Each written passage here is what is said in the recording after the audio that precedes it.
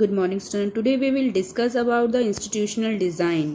Means जो भी संस्थाएं व्यवस्थाएं हमारे कॉन्स्टिट्यूशन में दी गई हैं उनका किस तरह से यहाँ डिज़ाइन फॉर्मेशन किया गया कॉन्स्टिट्यूशन में और क्या वो हमें किस चीज़ से रिलेटेड बताती हैं.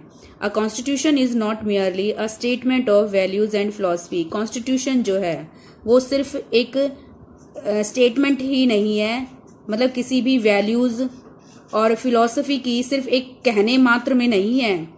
As we noted above, a constitution is mainly about embodying these values into institutional arrangements. जैसा कि हमने ऊपर नोट किया है कि कॉन्स्टिट्यूशन जो है मीन्स किसके बारे में हमें बताता है, मतलब जो वैल्यूज कॉन्स्टिट्यूशन में दी गई हैं उन्हें इंस्टीट्यूशनल वे से अरेंज किया गया है हमारे कॉन्स्टिट्यूशन में. मीन्स जो वैल्यूज हैं, जो आदर्श हैं, जो फिलॉसफी हमारे कॉन्स्टिट्यूशन की है, वो स्टेटमेंट उन सभी चीज़ों को हमने अपने जो भी इंस्टीट्यूट मतलब संस्थाएं या व्यवस्थाएं बनाई गई हैं उनमें हमें देखने को ये सभी मिलते हैं. वो वैल्यूज हमें इन व्यवस्थाओं में देखने को मिलती हैं.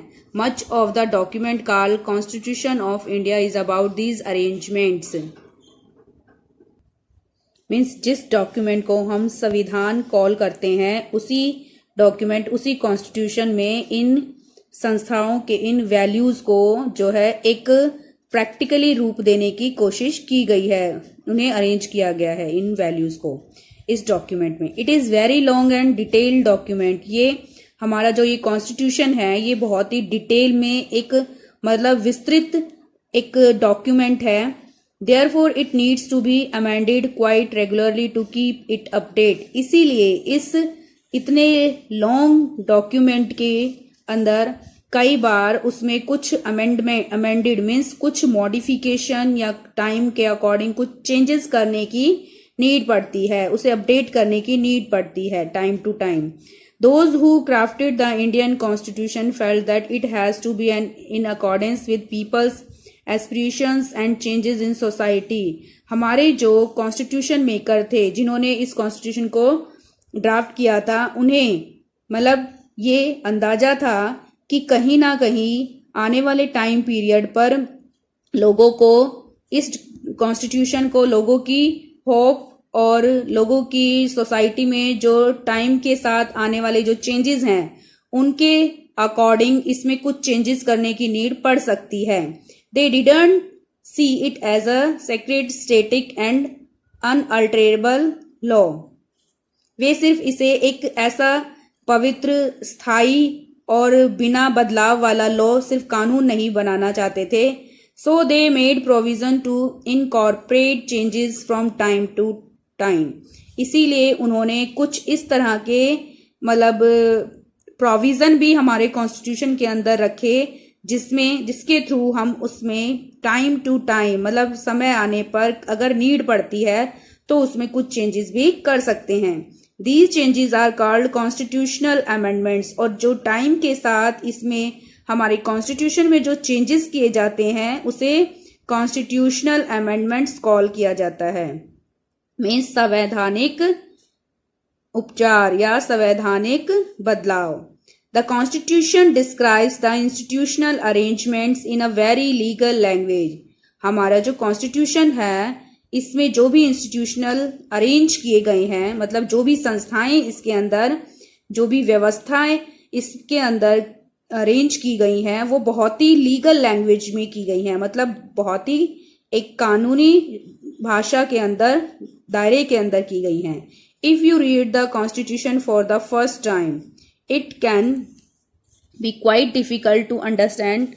अगर हम फर्स्ट टाइम इस कॉन्स्टिट्यूशन को रीड करते हैं तो हमें इसे पहुंचने में, इसे हमें समझने में बहुत हो सकता है प्रॉब्लम या डिफिकल्टी आए, एक बार में हमें वो समझ ना आए. Yet the basic institutional design is not very difficult to understand. हालांकि जो इसके बेसिक इंस्टीट्यूशनल डिजाइन है, मतलब बेसिक जो इंस्टीट्यूशन के बारे में इंफॉर्मेशन दी गई है उसे समझना इतना डिफिकल्ट नहीं है.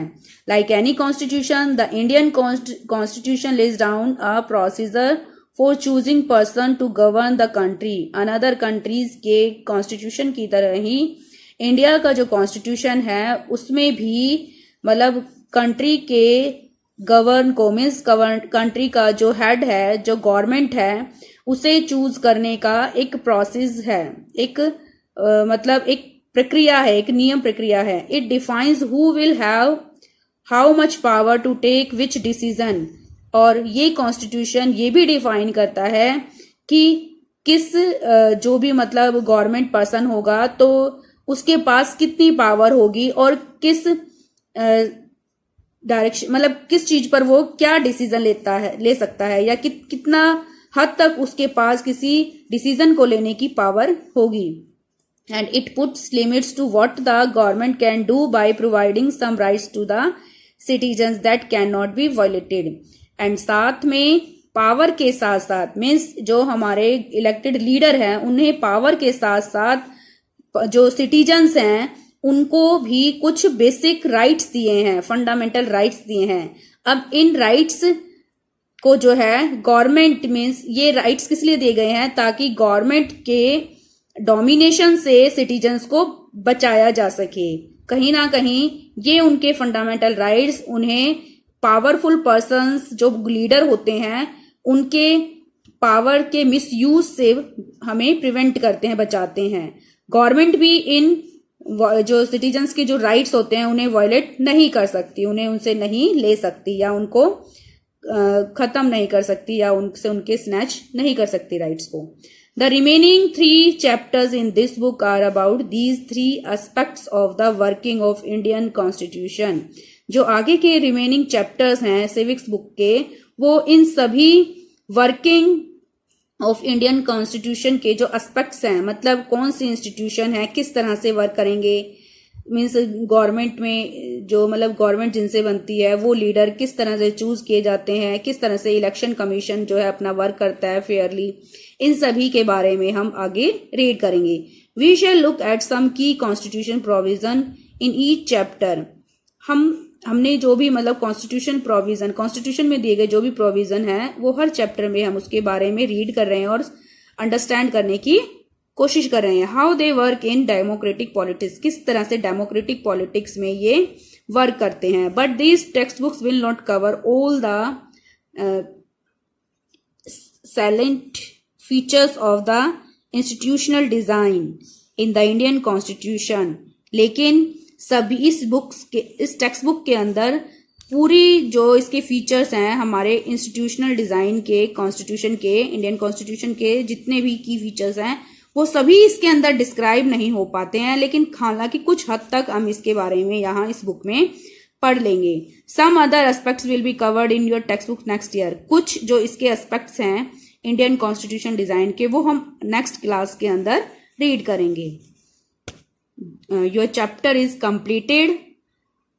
Thank you. Have a nice day.